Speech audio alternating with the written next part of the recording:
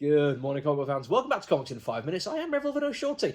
As is often the case, I've read a comic book that's about horror, and I really want to talk about it, so here we go. Be Not Afraid, which is actually the title of the comic book, not just a general instruction for life. And it's kind of nice because for a while now, I've been engaging with horror that's kind of fallen into a couple of categories. Haunted House from Plague House, been one of my favourites from this year, but also slash stuff like Night of the Slashers or Jump Scare, plus a bunch of other stuff that just like a TV and movie and that kind of thing. So it's kind of nice to go for something which has a different place within the horror genre, that of the creepy kid. And I think that's a vein of horror which I think gets tapped fairly regularly, don't get me wrong, but it's one I really, really quite like. I think there's a lot of things you can do with it. This one does go to some unusual place, which I quite like. Before we get into that, though, we're going to talk about the artwork first. Lisandro Estemen, I apologise if I've pronounced that wrong. Your name is not very clear on the cover of this comic book. I've literally just looked at to remember your name. It's fantastic artwork, though.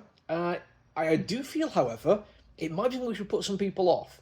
Not because it's not great, because it is absolutely great. It feels organic, feels natural. Honestly, if this is not done by hand, you've got some of the best digital tools in the world, because it feels like I can sense the smell of paint and I can feel the ridges from your pencil going into the pages. It feels very, very naturalistic, very realistic, but it's also off-putting.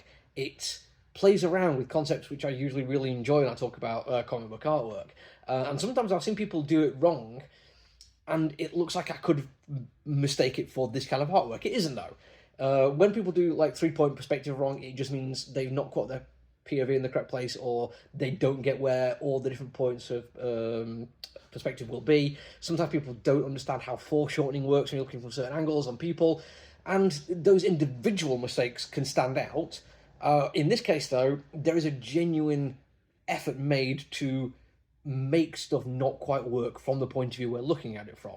When I first saw the artwork, it reminded me of the fantastic moments in Evil Dead 2 where Ash Williams, going through an awful lot of mental trauma and also just his effect of being close to the Necronomicon and the Deadites, totally skews his perception.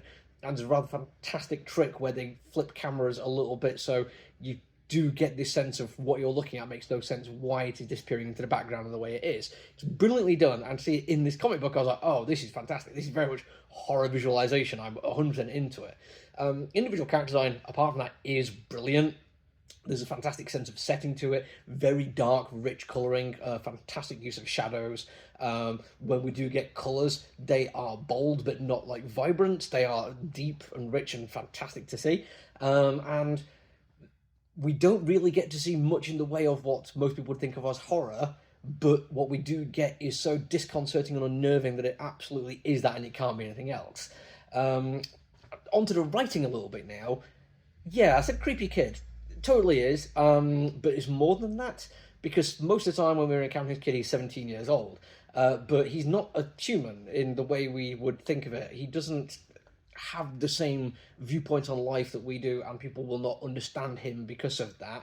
And the writer Jude Ellison S. Doyle uses a fantastic trick here of he does something using his abilities, which is absolutely horrific, but then instead of just showing us it and it being a shocking moment, which it absolutely would be, we get to see him tell somebody else what happened and how he describes it, and the non-verbal communication you get from how he's sitting and his facial expressions, and then mixed with just actually the words on the page of what he's saying, is far more harrowing than actually just seeing it, I think. It gives us more of a sense of who this character is as well and the world he's in.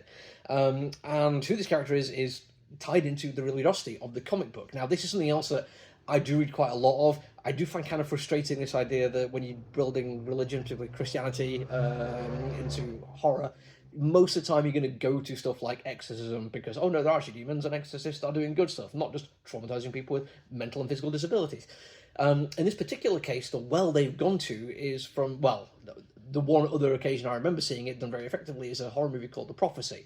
A fantastic idea where they start with this, the base concept that in the Bible, whenever God needs to do terrible things, he sends his angels.